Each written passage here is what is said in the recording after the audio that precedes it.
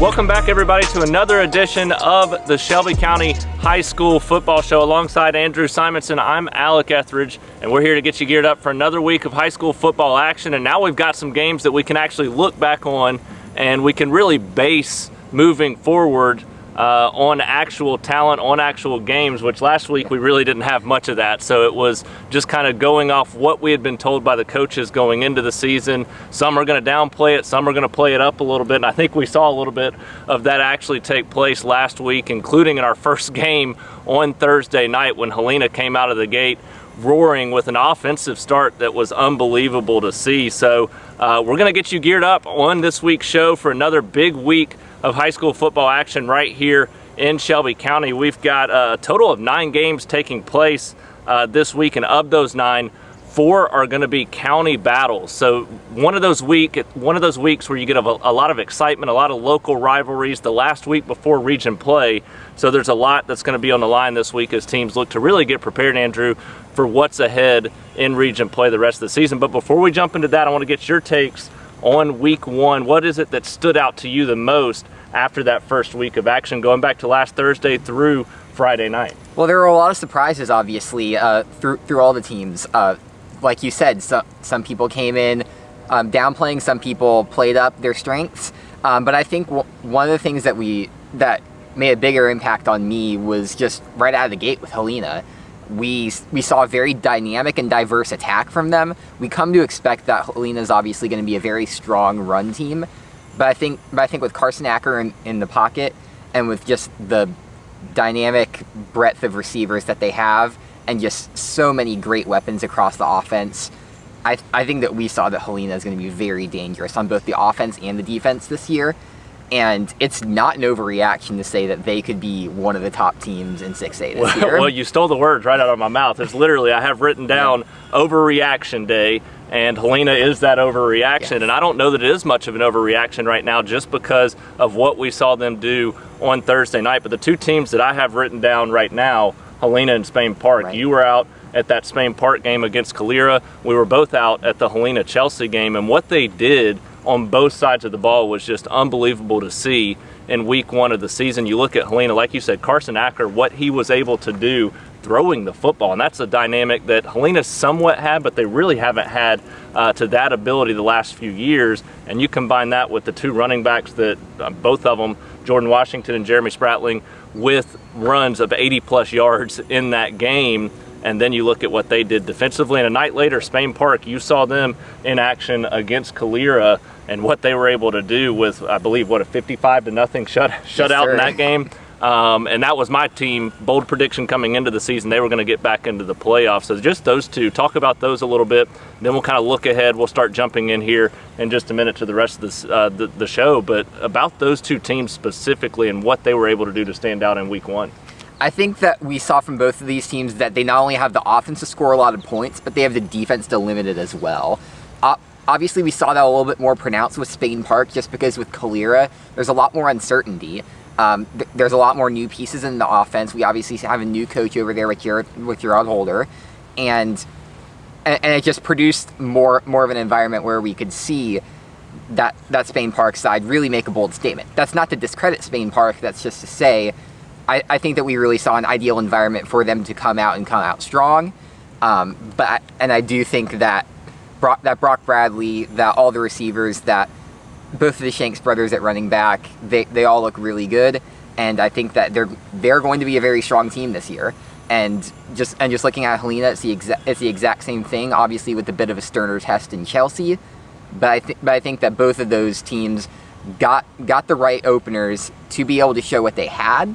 And now they're going to be able to come into their week 2 games a lot stronger and really be able to show their true colors. Yeah, and you look at those 2 games we just talked about from last week. Spain Park, Helena, both going to have chances to improve to 2-0 this week, and good chances at that. Spain Park in a county battle against Briarwood. Helena taking on Buckhorn, a game they won big a season ago. And then you look at the opposite end of those 2 games last week. You've got Chelsea in a situation where they take on Calera. So both of those teams looking to bounce back in a big way this week, gain some confidence heading into that matchup or into region play the week after. So that's going to be a big battle between those 2 teams as they look to find some positivity going into the rest of the season. We're going to talk about all of those games as well as the rest that we have on the slate this week. A busy week of high school football action. It's going to start on Thursday night for the second week in a row to start the season, and it's going to be right here behind me.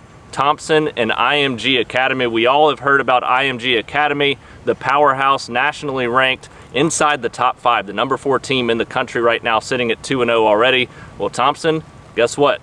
They've been a powerhouse the last few years as well, and they sit at number 29 in the country nationally, according to Max Prep. So this is going to be a top 30 battle right here on this field behind me. It's going to be our game of the week.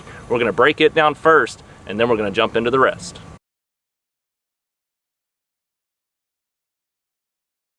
That Thompson IMG game going to be our only Thursday night game this week, so we're going to jump ahead to Friday night, go classification by classification. And Andrew, I forgot to mention at the top of the show that both of us a week ago, we were identical in our picks. We both went 9-1. Our only loss was Shelby County at West Blockton.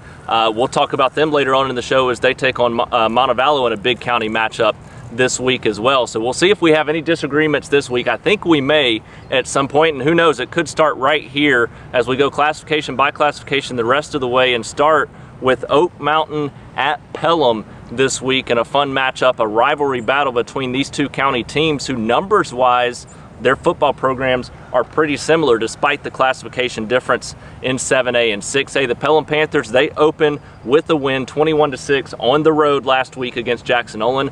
Oak Mountain on the road, they looked improved from their jamboree, impressed me a good bit as they pick up a 38-30 road win against Northridge. So now, Andrew, we jump into this county matchup, a game that Oak Mountain won 21-17 a year ago. What's the outlook on this one, and what's your prediction as you look at this Oak Mountain Pelham County battle? Honestly, looking at all the matchups in the region this week, I think that this could be the most evenly matched game of the week, and I think that it starts with our spotlight here, which is the mobile quarterbacks that both teams have. And we saw them both impress in great ways in week 1. I think over on the Pelham side, you had Clayton Maines do really well with 131 rushing yards and touchdowns on both the passing and rushing game. We saw him continue that improvement from where he was a year ago as a quarterback, and now I think that he has the weapons as well. That was a question going into the year. What was Pelham going to do with the lack of the offensive weapons that they had from last year? That was shut down pretty quickly. Mike Grayson was solid as a running back. CJ Tolbert was great at receiver. They're going to be fine this year in that aspect. So I'm really impressed. I'm really impressed with them so far, and I'm intrigued to see what they're going to look like going forward. Over for Oak Mountain, Will Odell had a phenomenal day over at quarterback. 190 rushing yards as a quarterback. He was their leading rusher on a team that nearly had 300-yard rushers against Northridge. I was very impressed by how Oak Mountain showed out and improved from what I thought was a disappointing jamboree performance against Bob Jones. Obviously just a jamboree, but you have to take that into account. And I think that Oak Mountain's offense looks very good this year, and it is going to be a great battle between the two offenses. So I think that the run defense is going to be really helpful for both this game as well, because we see them both have really talented running backs. Mike Grayson over at Pelham, LaCameron Meadows and Marty Myricks, both almost 100-yard rushers. Meadows hit 130 last week. Myricks hit 98. So I think that those are going to be the X factors along with the run defenses that stop them. And for that reason, I think that Pelham is going to win just because I've seen more of their run defense. I know what it can do. We haven't seen as much of Oak Mountain's, and I think that's going to be the difference here in this game. Yeah, I mean, ultimately, I think I told you coming into the season, I'm high on Pelham. I think they're going to have a lot of success this year. I think they're going to compete for a region championship. Got a little bit more difficult seeing what Helena was able to do last week. I think it's a wide open region, but this matchup in particular, I think Pelham's got the upper hand just from an experience standpoint. Will Odell at Oak Mountain did impress me last week. That was probably my surprise of the week to see the progression that he made from last year, really taking advantage of his legs as a real more stature-wise looks like a prototypical pocket passing quarterback, and he goes out and runs for 190 yards. So that could be a difference maker in this game that I was not expecting. But coming into the season, I thought Pelham was going to be motivated to start fast, judging by how they finished last year and the slow start they got off to in those first two games a year ago. This year, I thought they were going to come out, want to start 2-0 after losing those first two games last year. And I think that's the motivating factor. Being at home, this is going to be a team that's ready to roll. This is going to be a tight battle, though, much tighter than than I thought it might be a week ago after seeing the outcome of Oak Mountain's Jamboree game. I think Oak Mountain's made some quick adjustments. They're really starting to gel as a team already with a lot of new faces. So we'll see how it unfolds this week when these two hit the field. We both think Pelham is going to win, but boy, this could be a really good game. Could turn out to be the best game that we have this week. That leads us into another county matchup this week. The Spain Park Jaguars going to play host to the Briarwood Lions, two teams separated by just a couple miles right there up in North Shelby County. So this is going to be a fun battle, a game that's a rematch of a matchup from last year that Briarwood, I believe, won 23-21, if I'm correct. So that's going to be an interesting matchup between these two this year. Spain Park opens with a dominant 55-0 shutout on the road against Calera, game Andrew was at to be able to cover, and Briarwood falls to arguably one of the best teams in the state regardless of classification, 31-0 in a shutout against Clay Chalkville. So when you look at those two outcomes this week, what's the expectation like as these two teams meet on the field at Spain Park this week? What's going to be the outcome of this game? I think the expectation is that I don't really think that either of those games last week were really a good test of who they were. To say, I think that Spain Park really, they're obviously going to look really good, and you don't go out and post that result against Calera and not be a good team.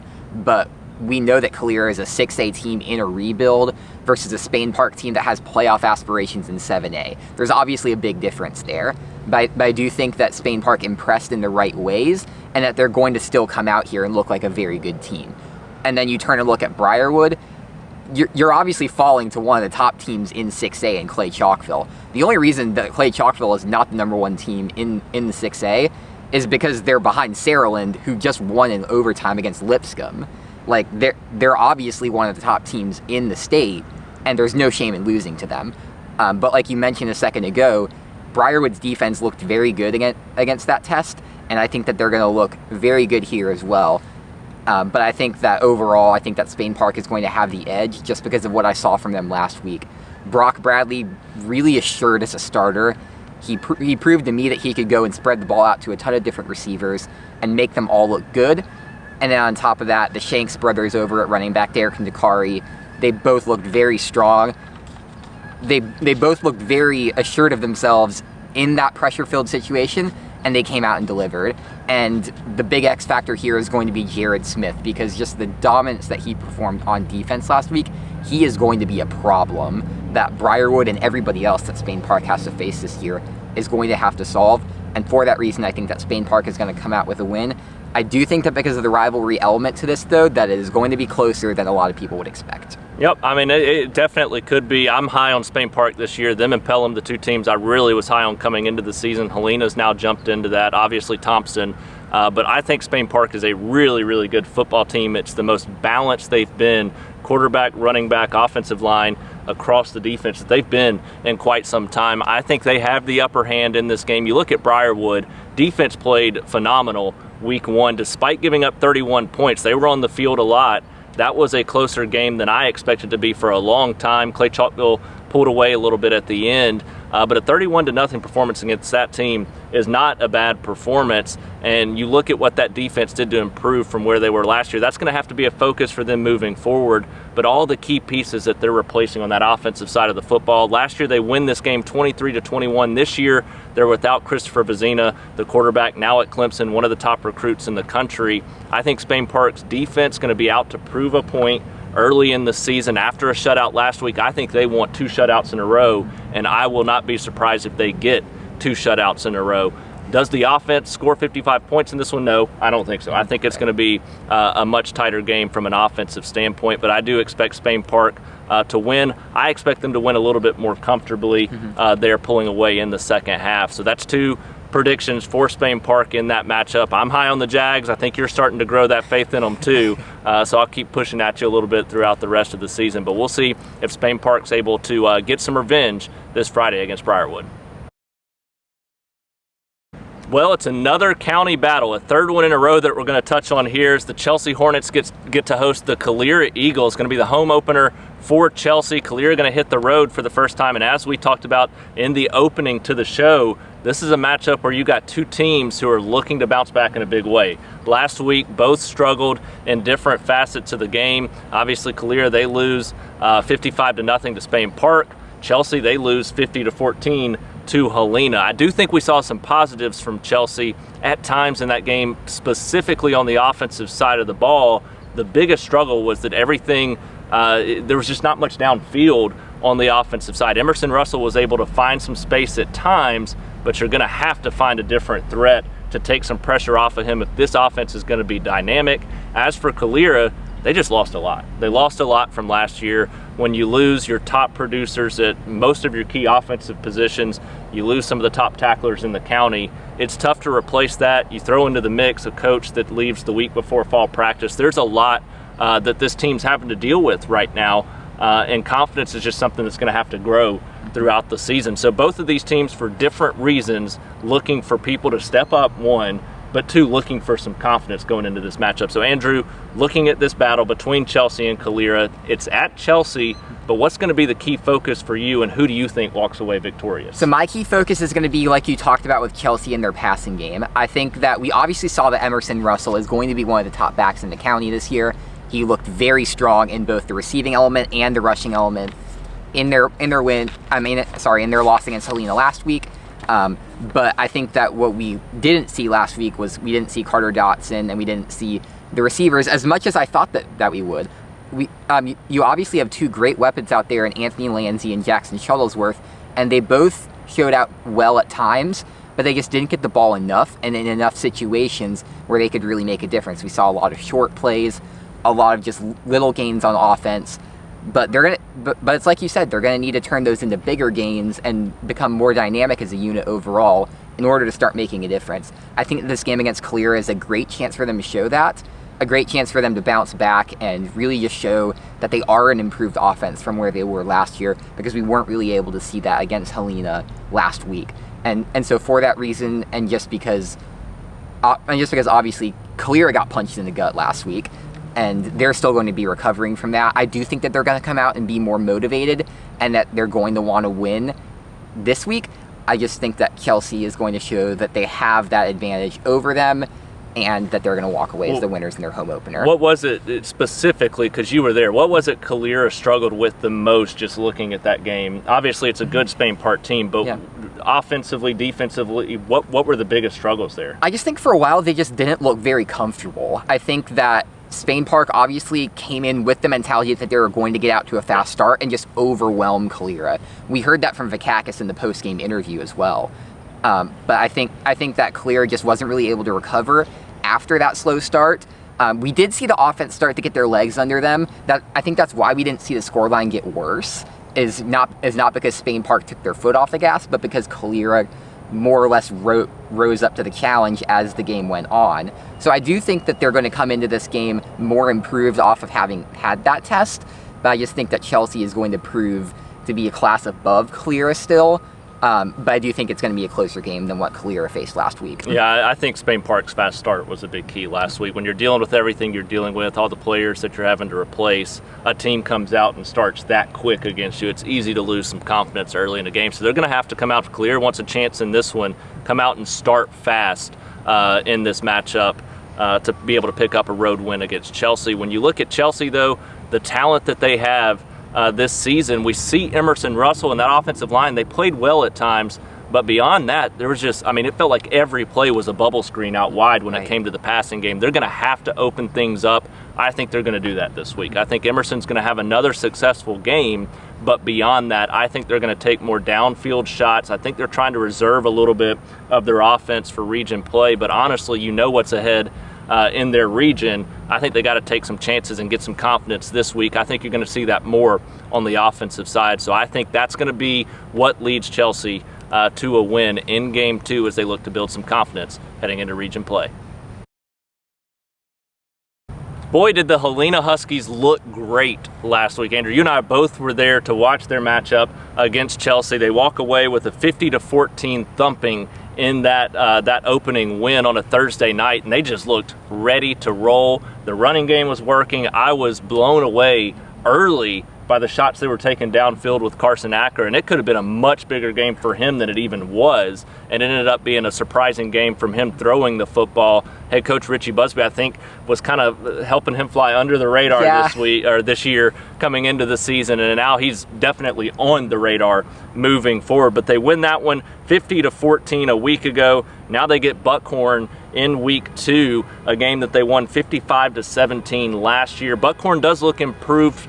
Week 1, they pick up a win, looked a little bit better in week 1 than they did a season ago, but this Helena team looks, to me, a lot better than they looked a year ago. And I said on Thursday night that it may be the best Helena team I've seen in my time here, which is a pretty big statement to make. So when you look at this matchup, you got to expect more of the same that we saw last year, right? Definitely, and I've seen some of those same Helena teams that you've seen. So, and I came to the same conclusion. Like, that doesn't feel like a bold statement, and it definitely doesn't feel like a bold statement to say that Helena and Pelham will be playing for the region title later in the season, especially with what we saw from Homewood last week, a loss to John Carroll, some of the uncertainty that they have over there. I think that's really going to come down to what is Helena going to look like as region play comes in, and that's what I expect them to come in this week and do. They're going to want to show to everybody that last week wasn't a fluke, that Carson Acker truly is the real deal, and that all of their talent over at running back, at receiver, that it's truly something to take as a threat going into this year. They're going to want to make a statement that they want to have the intention to be region champions this year. And for that, I just think that they're going to come out and be very strong against Buckhorn, show their talent on all sides of the field, and just prove to everybody that last week wasn't a fluke, and they're here to mean business this year. Yep, I don't know if they'll score 50-plus like they did last year, like they did in week 1 this year, simply because it's tough. You have such a successful week 1. It's tough to follow that up and do it 2 weeks in a row. But I do think they're going to have success. I think they're going to win this game going away, and that's all because the defense stepped up and impressed me. I knew that was my reason in thinking they would win last week. I thought it was going to be a close game, but I thought their experience defensively was better than that of Chelsea, so I thought that was going to be key. So you see them actually do that, and then you look at that offense. If Carson Acker can throw the football the way that he did in week 1, you look out wide, Hunter Hell one side, Torrey Ward the other side, 2 guys that can catch the ball and go after the catch, or they can catch it downfield. And then you throw in the mix the 2 running backs with Jordan Washington and Jeremy Spratling, who both went over 100 yards and had runs of 80-plus yards. Helena should win this one. They should win it big. I expect the Huskies to use this and game 1 to really build for a big run when they hit region play a week later. This is going to be a fun team to watch this year, so watch out, y'all. We have one more county battle to talk about this week. We finished the 6A and 7A classification, so now we jump in and we got our 5A and our 4A team in the county playing against each other. The Shelby County Wildcats going to host Montevallo this week, entering off a week 1 loss. This is a team that in Shelby County that we were hoping was going to take that next step in that season opener, really have their offense kind of blossom with some key returning pieces from last year, but instead they put up just 13 points. They fall 25-13 to West Blockton in that opener, a game they won 14-7 a year earlier. So now they enter this game with Montevallo off of a loss, and it's a game that they won last year 21-6, but are they going to be able to do that again this year? They have some of those same pieces back that they had last year, but Montevallo, they enter this season with a little bit more expectation, some experience on their team as well. So, Andrew, you'll be covering this game on Friday night. What are you looking forward to seeing, and what do you think is going to be the outcome between these 2 teams? So I've covered the last 3 matchups between these 2 teams. So you're very well versed in knowing what you're talking about here. Exactly. And it's just always a great, close, and intriguing game between these 2. And I think it's going to be that way again this year. And I think it's those offenses that are going to make the difference this year. I think that Shelby County, despite some of their struggles against West Blockton last week, I think that Ryan Sipes looked like a better quarterback last week, and I think that overall, I think they have a more complete offense this year. You heard Zeb Ellison talk over the offseason about how these young players got to mature last season, and now that they've had a full offseason, what they're going to do this year. So I think that that's going to play a key factor into how they look in this game, because they are going to need to step up against Montevallo's defense. Not quite as stern of a test as West Blockton's defense last week, but still a very stern test in their own right. And as for Montevallo, they obviously have the offensive weapons to make this into a very good game. They have Braxton King at quarterback, and I think that him getting out to those weapons like Javon Rogers is going to be key. So I think that receiver secondary matchup and that dynamic is going to really play a key factor into who is going to win this game. For that reason, I think that Montevallo is going to win, just because they've had the more experience in that front, and we've seen more of what they can accomplish on that end. I haven't seen as much of what Shelby County can do, but I'm very confident that Shelby County can step up to the test that Montevallo is going to bring them in their home opener. Ooh, man, I thought we may have our first disagreement here. I'm honestly still torn. I really have no clue which way to go in this game, because we saw what Shelby County did in this matchup last year. You've got a lot of the same players back for both teams going into this matchup, and it's such a tough decision to make, because I have higher expectations for Montevallo than I did a year ago. I think they're going to be an improved team, and coming into the season, I thought Shelby County was going to be an improved team as well. And after week one, now I just don't know where they're headed. And do they make those adjustments going into week two? I do think that they have the right coach to do that, but actually making it happen is going to be the tall task going into this matchup. So I tend to lean toward the same direction as you. I really do think Montevallo's got the talent this year, the athletic playmakers, that when they're at their best, they've got those receivers that can make big plays and also play on the defensive side in the secondary. So I'm leaning that same way. That could change throughout this week. I honestly have no clue which way this one's going to go, just judging from history. I mean, it's a flip of a coin to determine who's going to win this matchup, and I think it's going to be the same way this year. You've got two local county rivals, a fun rivalry that we got redeemed a few years ago after several years off. So just fun to have this matchup taking place. I'm excited to see it unfold. I can't wait to follow along with Andrew's updates on Friday night. I'm sure it's going to be a great game. But Montevallo's athleticism at the end of the day, I think ultimately is going to be what does make the difference in this matchup.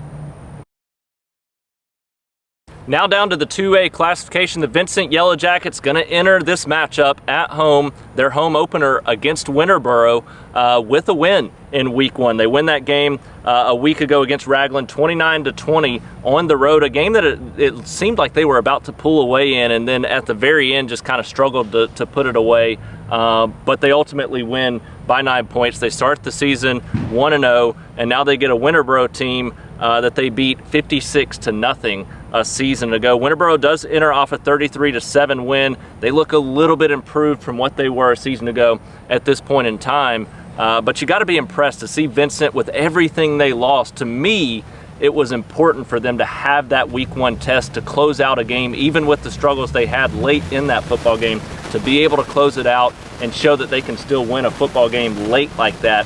That's got to bode well going into a matchup against a team you dominated last year, and if all else fails, it's a 1A team as well. So Andrew, kind of take me through what you learned from Vincent in week one, what you think you'll see against Winterboro this week. So I think the one thing that we didn't see a lot of from Vincent last year was how they could win those close games. They didn't put away BB Comer last year. Granted, they were a top team, and then we saw some of those struggles towards the end of the season as well. They did get that win in the first round of the playoffs in a close game, but we just didn't see a ton of them being able to close out those close games just because of the number of blowouts that they had last season.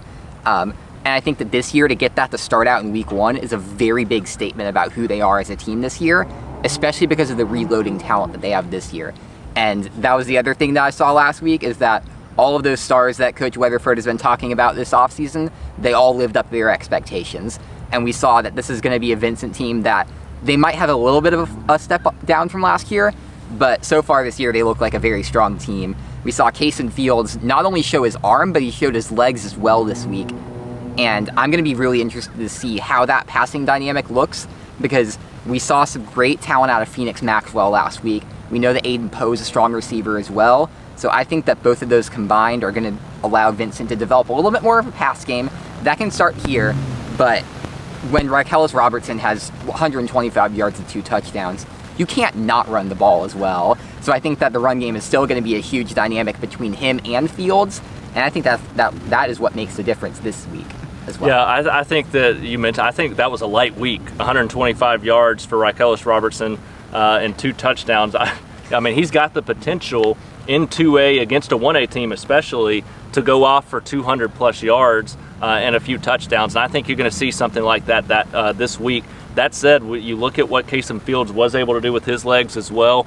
You mentioned his arm. I think we're going to see that progress throughout the season, and Aiden Poe stepped up in a big way on both sides of the ball last week. I think he's going to eventually make a bigger impact at receiver as well, but had 2 interceptions on the defensive side of the football last week. And I agree. I mean, you look at the way that they won this game a season ago, they got to be the favorites going into it this year. I think it will be a little bit closer than the blowout we saw a season ago. But this is a Vincent team that's going to continue to get better as this season goes along, and we saw what that did for them last year. I'm telling you, you were high on them coming into the season. I still needed to see them progress throughout the year, but if they continue to take those progressive steps, this is a Vincent team that's going to be dangerous once again off last year's historic season.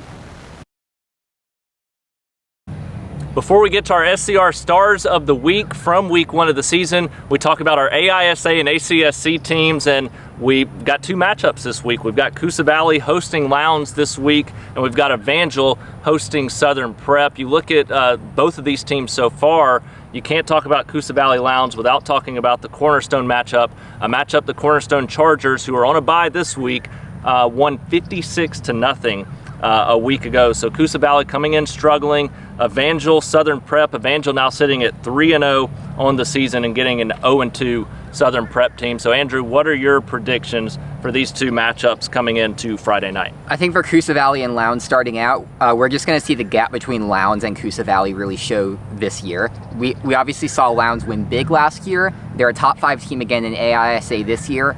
And we just saw a Coosa Valley team that didn't have a lot of answers for what Cornerstone was presenting them last week. So I think that that's going to show again, and unfortunately for Coosa Valley, I think that Lowndes is going to win that one pretty big and pretty handily this week. Over on the Evangel side, Evangel just looks like the team that we expected going into the season. They've reloaded just as well as we all thought that they would, and I think that as these weeks have progressed, I've really been encouraged to see how Kemp Swords has settled in as the definitive starting quarterback over at Evangel. He looks very good, and as a great dual threat too, because that run game for Evangel has proved to be the difference between him and Caleb Austin, just completely dominating that. But the one key factor that I do want to see, even though I think that Evangel is going to win big this week, is just that continued progression of Zion Thompson over at receiver and at cornerback. I think that he's a great talent at both of those positions, and we've started to see him more as Swords has become more assured in the passing game. I think that the more that Thompson gets the ball, he's going to look a lot more dangerous as the season goes on. Yeah, I mean, you look at Evangel right now. First off, Coosa Valley, I agree. Team that I was hoping would take some steps offensively coming into the season. And week 1, we didn't see it, so they're going to have to prove that at some point, especially if the defense has taken a step back from what it was a year ago, which was the highlight of the team. So Coosa Valley's offense is going to have to prove some progression there if we're going to have faith in them being able to win a game, especially against a team like Lowndes, who's 1-0, 41-0 victory in week 1, now an extra week to prepare coming into that matchup. But Evangel, you look at what they've done so far this season, and as good as this offense is year in and year out, the last 2 years, this defense has been tremendous. And in 8-man football in particular, that's a tall task to accomplish, and they continue to blow me away with what they do on that side of the ball. So far this season, giving up just 18 combined points through their first 3 games. They've outscored opponents 128-18 on the season. Now they get this 0-2 Southern Prep team that's given up 30 or more in both games and scored just a combined 27 the first couple of weeks. So I think Evangel's going to settle right in. I think you mentioned the key playmakers that are going to make a difference, but the offense clicking, playing the way they need to right now, and that defense continuing to be big time there for Evangel. Expect them to improve to 4-0, looking for a second undefeated season in a row, and right now they look like that top team when it comes to 8-man football in the state. Now that brings us to one of our most popular segments of the entire show, our SCR Stars of the Week segment. It returns for another year, going to be a little bit more of a different format this year with the two of us kind of talking about it. We're each going to pick our top 2 stars from the week. So we'll have 4 total who will be our top 4 stars of the week. Each week of the season, we're going to start with week 1, then we'll give an honorable mention breakdown of some of the other top performers that really stood out each week as well. So Andrew, I'm going to start with you with your first 2 stars of the week, and then I'll give you mine as well. So my first star was Jordan Washington, Helena's running back. And I think that you couldn't go away from Helena's game against Chelsea, even with how good that Carson Acker looked, and just not believe that Jordan Washington is the top running back in this county. I think he's going to have another great year this year, and he got off to a great start this year with 153 yards off 16 carries and 2 touchdowns, and that's even with his running back mate Jeremy Spratling dominating more in the second half. So that was more of a first half body of work against Chelsea. So I'm really excited to see what he does going forward, but his performance against Chelsea earns his first star of the week for this season. And then I think that you can't go through the segment without talking about Will Odell. He's my second star of the week just for his performance as Oak Mountain's quarterback last week. Not only for what he was able to do as a passing game, 6 for 9, 73 passing yards, 1 touchdown, just really more assured in the passing game, pretty accurate as a passer, but it's that 190 rushing yards. It's just unheard of for a quarterback running in this region, but more importantly, a guy who, like you mentioned earlier, is built more like a passer. And just with the 2 touchdowns he was able to get off of there, the 263 total all-purpose yards, he looks like a more assured quarterback than he was last year. And for those improvements from last year, he gets my second star of the week. Yeah, I agree with both of those. They would have probably been my top 2 as well. We kind of communicated who your top 2 were going to be, who my top 2 were going to be. But building off of that, I mean, you look at the 2 guys I'm going to mention. I'm going to start with Derek Shanks at Spain Park, 13 carries, 147 yards, 2 touchdowns. And you got both the Shanks brothers who are going to be really successful this season in that Spain Park offense. But to start that way, to build confidence, you've got a young quarterback who's going to get better and better as the season goes along. That takes a lot of pressure off of Brock Bradley moving forward the rest of the season. So really impressed by what Shanks was able to do in week 1. I expect him to have another big game against probably a better defense this week against Briarwood. But my second star of the week, that's going to go to Hunter Hell. So Helena getting 2, and we were really impressed with them week 1, so deservedly so, getting 2 SCR Stars this week out of the top 4. But Hunter Hell, you look at what he did, 98 receiving yards, a touchdown on just 3 receptions, but it really was more than just what I saw in that facet of the game. He blocked well, he did good on special teams, he just did everything he needed to do to be a team player while also having success on the offensive side of the football. So Hunter Hell gets my second star of the week, and I expect him to get even better as this season goes along, as Torrey Ward starts to get more looks as well. It's a very dangerous Helena offense that we're going to see a lot of big things from this season. That takes us into our honorable mention list. We've got several guys I want to mention here, and we start in 7A with the Thompson Warriors, a game that I was at as they take on Opelika. The Warriors started a little bit slow on offense, but you look at what they had with Trent Seaborn and Deuce Oliver, that connection was on fire. Seaborn finished 20 of 26 for 240 yards and 2 touchdowns, and he had 2 drops early in that game, or else that could have been a 22 of 26 performance for more than 300 yards and a couple more touchdowns. So freshman quarterback, we saw what he did in the state championship game last year. He's going to continue to get better. Deuce Oliver was his top target, 118 yards, a touchdown on 9 receptions.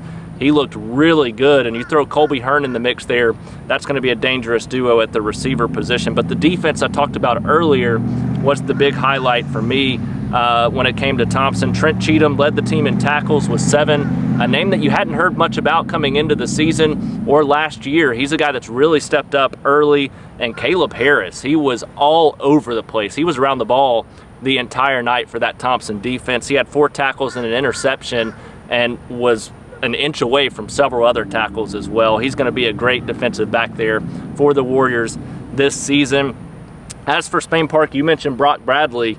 You saw him in person, but 10 of 14, 157 yards, 3 touchdowns. He's a guy that's going to continue to get better with those weapons that Andrew mentioned earlier on the offensive side of the football.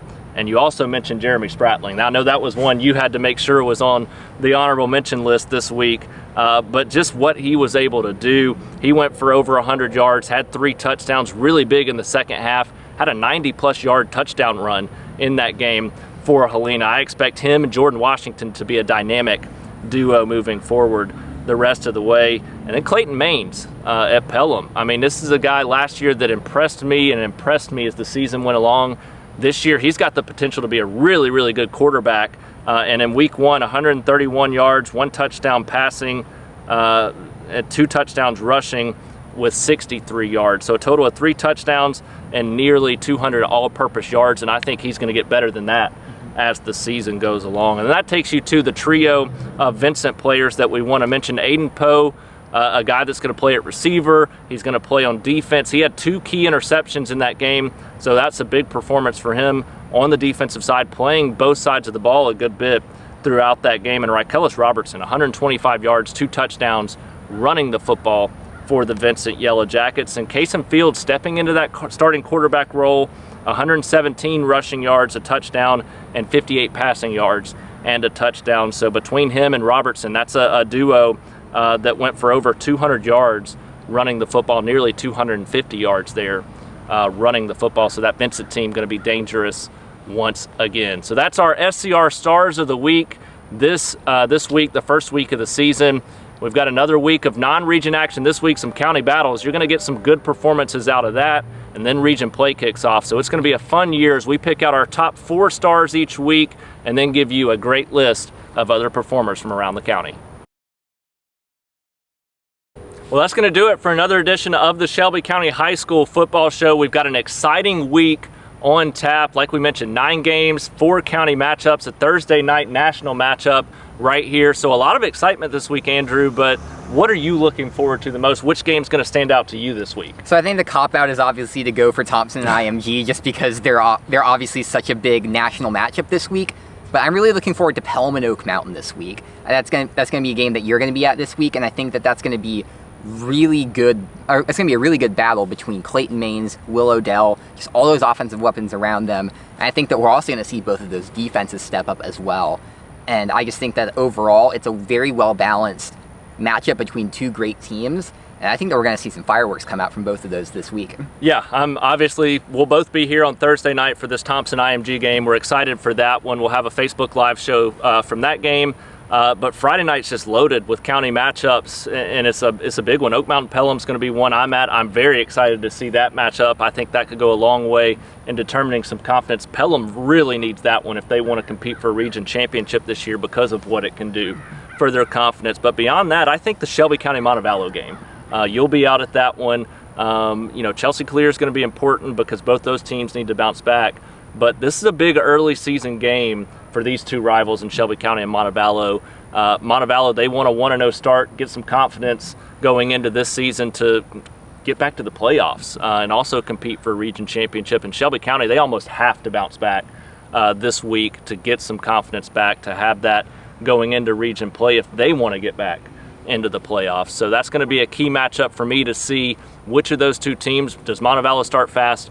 Does Shelby County bounce back from that week 1 loss? So just so many storylines in week 2 of the season. I mean, it's just awesome. It's awesome to have this, to be able to talk about it early in the season, to have some fun matchups like this. But we'll see you all on Thursday night right here at Thompson High School, our Facebook Live pregame show. Make sure you tune in to that. We'll also be back on Friday night with our Facebook Live show as well. And then we've got all of our coverage on Twitter, or X if you're calling it that these days. You can follow Andrew at Andrew T. Simonson. You can follow me at Alec Etheridge SC. And then on Facebook, on our website, all of our coverage, stories, photos, and everything you need for another week of high school football right here in Shelby County.